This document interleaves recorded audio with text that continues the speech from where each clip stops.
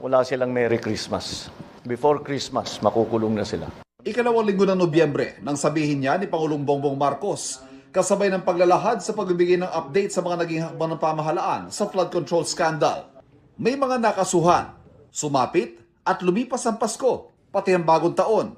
Pero sa mga prominenteng pangalan nasangkot sa anomalya, ang kontratisang si Sara Diskaya pa lang ang nakulong. Ang iba, tulad ng kanyang mister si Curly, at ang mga tinaguriang Bulacan Boys sa mga opisyal ng DPWH Bulacan, nasa kustodiya pa rin ng Senado. Walang nakakulong ng mga halal na opisyal, mga dati man o kasalukuyang miyembro ng Senado o Kongreso. Pero meron naman mga naarestong ilang district engineer at kawani ng DPWH. Tinanong namin tungkol dito ang palasyo. Ano ho ang tugon ng Pangulo dito na hindi ho yata nangyari yung kanyang ipinangako? May mga walang Merry Christmas.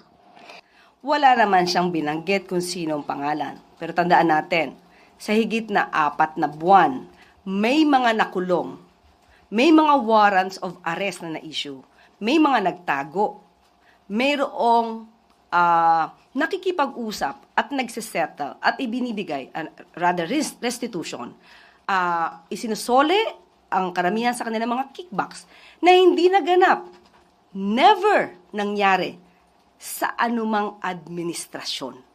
Sa administrasyon lang po ni Pangulong Marcos nangyayari ang mga ito. Ang sinasabing restitution ang installment na pagsauli ng mga kinurakot na pondo ng ilang mga opisyal ng DPWH at maging ng ilang kontraktor. Pero mabilis sa paglilinaw ng palasyo, hindi pa raw dito nagtatapos ang paghahabol sa mga nakinabang sa pagnanakaw sa pondo ng bayan. Hindi pa naman po natatapos ito. Kung meron pang inaabangan ng mga tao, meron din pong inaabangan ng Pangulo. Hinintay din po ang Pangulo ang mabilisang resolusyon na magbumula sa Ombudsman at sa DOJ. Kung lahat na maaaring sangkot ay matibay ang ebidensya at yun naman ang gusto ng Pangulo, due process ay inoobserba, hindi pa po natatapos ang termino ng Pangulo.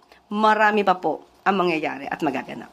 Ganyan din ang panibagong pangako ng DOJ at ng Ombudsman na sa mga susunod na linggo ay may mga panibagong bugso ng mga waran para arestuhin ang mga sangkot.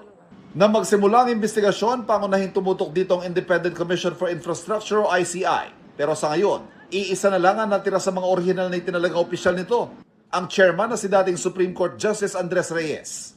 Hindi pa malinaw sa ngayon kung anong kahihinat na ng komisyon. Hindi po tayo nabibigyan ng update kung magkakaroon po ng replacement. At sa kasalukuyan po ay nagtatrabaho pa rin po ang mga nasa ICI. At nandyan din po ang ombudsman na nangako na magpapatuloy po sila. So hindi naman po titigil. Kahit po sabihin natin na isa na lang ang miyembro ng ICI, nandyan pa rin naman ang executive director, patuloy pa rin po ang pag-iimbestiga. So, hindi po titigil sa pag-iimbestiga.